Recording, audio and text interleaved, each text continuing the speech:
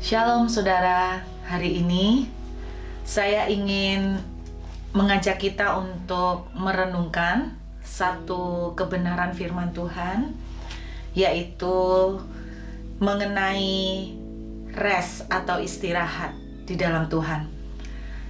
Belakangan saya menemukan beberapa ayat, ternyata dalam keadaan-keadaan tertentu, ternyata Tuhan itu bisa membuat anak-anaknya itu tidur. Salah satunya dalam Kejadian pasal 2 ayat 21. Saya akan membacakan buat saudara dalam Kejadian pasal yang kedua. Dituliskan di dalam ayat yang ke-21. Lalu Tuhan Allah membuat manusia itu tidur nyenyak. Dan ketika ia tidur, Tuhan Allah mengambil salah satu rusuk daripadanya, lalu menutup tempat itu dengan daging. Nah, saudara sudah tahu background dari kisah ini, bahwa Adam berusaha untuk mencari pasangan yang tepat, yang terbaik buat dia, tapi dia tidak menemukan, sampai akhirnya Tuhan membuat Adam itu tidur. Baru kemudian Tuhan mengambil tulang rusuknya dan membuat Hawa dari tulang rusuk Adam. Nah, dalam bahasa aslinya kata tidur yang dipakai di sini adalah deep sleep. Jadi sebuah keadaan tidur yang sangat pulas sekali, tidur yang sangat heavy sleep atau deep sleep, tidur yang sangat dalam, tidur yang sangat berat. Jadi rupanya benar-benar tidur yang pulas, saudara ya. Nah, salah satu contoh ayat yang lain juga yang mengenai Tuhan membuat anak-anaknya tidur dapat kita temukan dalam Mazmur pasal yang ke-127. Dalam Mazmur 127, firman Tuhan menuliskan begini: "Jikalau bukan Tuhan yang membangun rumah, sia-sialah usaha orang yang membangunnya.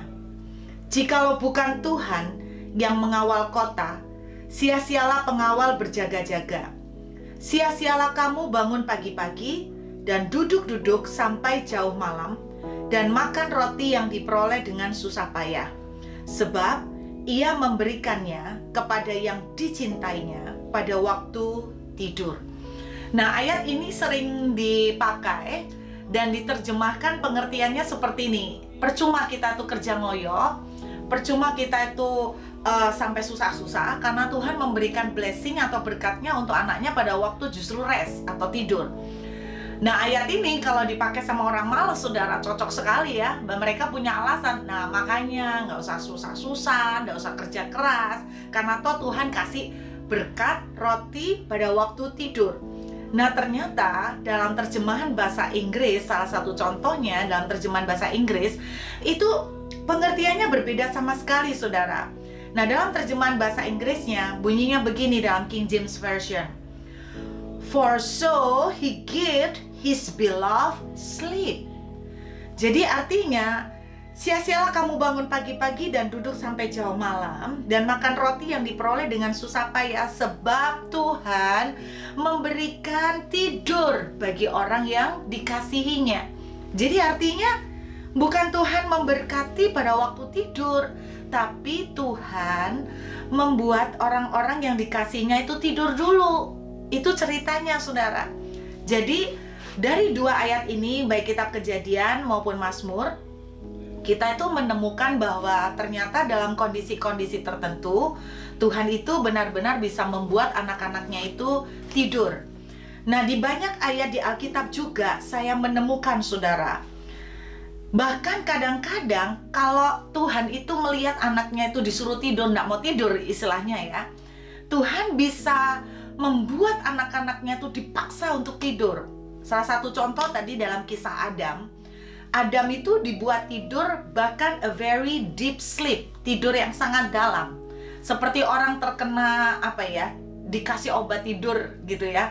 Seperti orang yang benar-benar dibius ini untuk tidur. Nah, ada kondisi-kondisi tertentu yang rupanya dipakai oleh Tuhan untuk membuat anak-anaknya itu masuk di dalam masa tidur atau rest. Salah satu contoh di dalam kitab Nehemia pasal yang ke-13 ayat yang ke-18. Saudara, singkatnya bahwa orang-orang Israel, kenapa alasannya mereka diizinkan Tuhan mengalami pembuangan? Karena Tuhan bilang begini, karena kamu mengabaikan hari-hari Sabatku, karena kamu tidak menguduskan pada hari Sabatku, kamu masih tetap sibuk melakukan pekerjaan-pekerjaanmu, dan kamu tidak menghormati hari Sabat.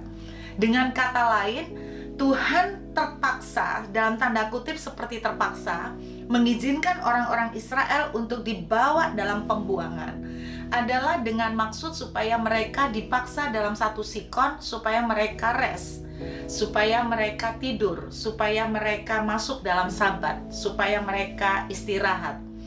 Nah, saudara, di dalam Alkitab, pengertian istirahat seringkali juga memakai istilah Sabat. Dan memang arti kata Sabat sendiri artinya cease from work. Jadi artinya cease from work itu artinya berhenti dari bekerja. Terus terjemahan yang lain, Sabat itu berarti beristirahat, tidak melakukan pekerjaan. Dengan kata lain, saya tuh melihat begini, sepertinya bahwa Tuhan itu menganggap waktu untuk istirahat itu penting sekali, waktu untuk tidur, untuk menyediakan waktu hanya istirahat dengan Tuhan itu merupakan satu perintah yang sangat penting. Karena perintah sampai di dalam 10 perintah Tuhan, salah satunya Tuhan berbicara begini, kuduskanlah hari Sabat. Artinya kalau sampai masuk dari salah satu dari 10 perintah, berarti memiliki sebuah waktu, memiliki sebuah kesempatan khusus untuk istirahat bersama dengan Tuhan, merupakan sebuah keharusan, merupakan sebuah kewajiban, merupakan sebuah perintah. Nah, namanya perintah berarti harus kita lakukan. Nah, apa sih artinya Sabat? Sebetulnya apa sih yang waktu kita lakukan pada waktu Sabat? Nah, arti kata Sabat seperti saya tadi bilang, arti kata Sabat itu sendiri adalah berhenti dari bekerja dan beristirahat. Di dalam kitab Keluaran pasal yang ke-20, kita akan lihat sebentar saudara. Dalam Keluaran pasal yang ke-20 ayat 9 sampai dengan ayat yang ke-11. Keluaran pasal 20 ayat 9 sampai dengan ayat yang ke-11. Saudara, sangat menarik, ternyata di dalam kitab Keluaran pasal ke-20 ini berbicara tentang ke-10 firman yang diberikan Tuhan kepada orang Israel. Nah, saudara, dari 10 firman ini, 10 perintah Tuhan ini, yang ajaibnya perintah yang paling panjang dan mendetil adalah pada perintah mengenai ingatlah dan kuduskan hari Sabat. Saya percaya begini, dari sekian perintah Tuhan, yang paling panjang penjelasan dan detailnya adalah di perintah yang mengenai hari Sabat. Kalau sampai sedemikian panjang, penangkapan saya berarti merupakan satu hal yang sangat penting. Nah, saudara, apa yang dilakukan di dalam perintah Tuhan? Coba kita baca Keluaran pasal 20 ayat 8. Ingatlah dan kuduskanlah hari Sabat. 6 hari lamanya engkau akan bekerja dan melakukan segala pekerjaanmu. Tetapi hari ke-7 adalah hari Sabat Tuhan Allahmu, maka jangan kamu melakukan suatu pekerjaan, engkau atau anakmu laki-laki atau anakmu perempuan atau hambamu laki-laki atau hambamu perempuan atau hewanmu atau orang-orang asing yang ada di tempat kediamanmu. Sebab 6 hari lamanya Tuhan menjadikan langit dan bumi, laut dan segala isinya, dan ia berhenti pada hari ke-7. Itulah sebabnya Tuhan memberkati hari Sabat dan menguduskannya. Jadi jelas Tuhan memberikan satu perintah, ada satu waktu yang kita harus punya, di mana kita beristirahat, berhenti dari segala pekerjaan. Dan Alkitab menuliskan begini, itu adalah hari Sabat buat Tuhan. Sangat jelas tulisannya, hari Sabat buat Tuhan. Keluaran 20 ayat 11. Artinya Sabat buat Tuhan, artinya begini, kalau saya sambung nih artinya ya saudara, Sabat itu istirahat atau berhenti bekerja. Kalau saya sambung, Sabat buat Tuhan berarti berhenti bekerja atau beristirahat untuk Tuhan. Berarti waktu yang kita lakukan untuk Sabat ini rest, bukan nonton televisi, sebetulnya bukan ngikutin drama Korea, tapi adalah ada perlu satu waktu di mana saudara dan saya itu mempunyai waktu hanya untuk Tuhan. Menenggelamkan diri dalam baca firman, menyembah, memuji Tuhan, bergaul karib dengan Tuhan. Dalam satu penjelasan yang lain, saudara, di dalam Yehezkiel pasal yang ke-20 ayat yang ke-12, Yehezkiel pasal 20 ayat 12 itu menuliskan begini. Tuhan ingatkan bahwa hari Sabat itu akan menjadi sebuah tanda antara aku dengan kamu, dengan anak-anakmu, dengan keturunanmu. Ternyata kata tanda dalam sebuah terjemahan juga dituliskan dengan kata-kata as a remembrance. Jadi artinya hari Sabat itu akan menjadi sebuah kesempatan untuk remember, mengingat, merenungkan, memikirkan tentang Tuhan. Tentang apa? Dalam kitab Keluaran Tuhan berbicara begini. 2 kali diulang oleh Tuhan, 6 hari lamanya Tuhan menjadikan langit dan bumi. Lalu hari ke-7 Tuhan istirahat. Dengan kata lain, yang kita harus lakukan pada waktu hari istirahat dengan Tuhan adalah kita mengingat karya penciptaannya, kita mengingat segala kuasanya, kita mengingat segala kasihnya, kita mengingat karya Tuhan dalam hidup saudara dan saya. Intinya, saudara dan saya perlu untuk memiliki suatu waktu untuk saudara dan saya rest untuk Tuhan, di mana kita betul-betul mendedikasikan kesempatan itu merenungkan Tuhan, merenungkan firman-Nya, menyembah Dia, mengucap syukur untuk semua kasih-Nya, kebaikan-Nya, mengingat segala karya-karyanya yang telah Dia lakukan dalam hidup saudara dan saya, dan mengucapkan syukur atasnya. Intinya, kesempatan itu betul-betul hanya untuk dan dengan Tuhan. Nah, ini yang saya terima. Dan rupanya Tuhan berkata, ini bukan cuma sebuah pilihan, tapi this is a commandment. Namanya perintah, berarti saudara dan saya harus melakukannya. Nah, itulah yang terjadi. Berarti beristirahat adalah merupakan sebuah perintah yang saudara dan saya harus taati. Tuhan bilang, jikalau kamu mengasihi aku, kamu akan melakukan perintah-perintahku. Termasuk perintah yang satu ini, yaitu untuk istirahat. Dan karena sangat penting, makanya Tuhan sampai izinkan keadaan-keadaan tertentu untuk memaksa orang-orang Israel di perjanjian lama untuk rest. Termasuk salah satunya pembuangan mereka di negara jajahan merupakan kesempatan di mana mereka harus rest, istirahat, hanya memikirkan tentang Tuhan, berhenti dari semua pengerahan kekuatannya, berhenti dari segala mengerahkan segala kerja kerasnya. Rupanya yang namanya rest atau istirahat atau Sabat begitu pentingnya di mata Tuhan, sampai di dalam Yehezkiel pasal yang ke-20 ayat ke-13, Tuhan berfirman begini, tetapi kaum Israel memberontak terhadap aku di padang gurun. Mereka tidak hidup menurut ketetapan-ketetapanku, dan mereka menolak peraturan-peraturanku, yang kalau manusia melakukannya, ia akan hidup. Mereka juga melanggar kekudusan hari-hari Sabatku dengan sangat. Maka aku bermaksud hendak mencurahkan amarahku ke atas mereka di padang gurun, hendak membinasakan mereka. Jadi di mata Tuhan itu sangat penting banget yang namanya hari istirahat dengan Tuhan. Nah, mungkin saudara berkata, itu kan perjanjian lama. Di perjanjian baru kan Tuhan adalah Tuhan atas hari Sabat, betul. Tetapi sampai zaman rasul-rasul pun mereka masih banyak melakukan hal-hal yang mereka masih mengikuti juga dengan hari-hari Sabat. Intinya bukan hari tertentu, tapi dalam kehidupan saudara dan saya perlu sekali kita punya waktu untuk rest, untuk istirahat dengan Tuhan. Bahkan kadang-kadang Tuhan bisa mengizinkan keadaan untuk memaksa kita untuk rest.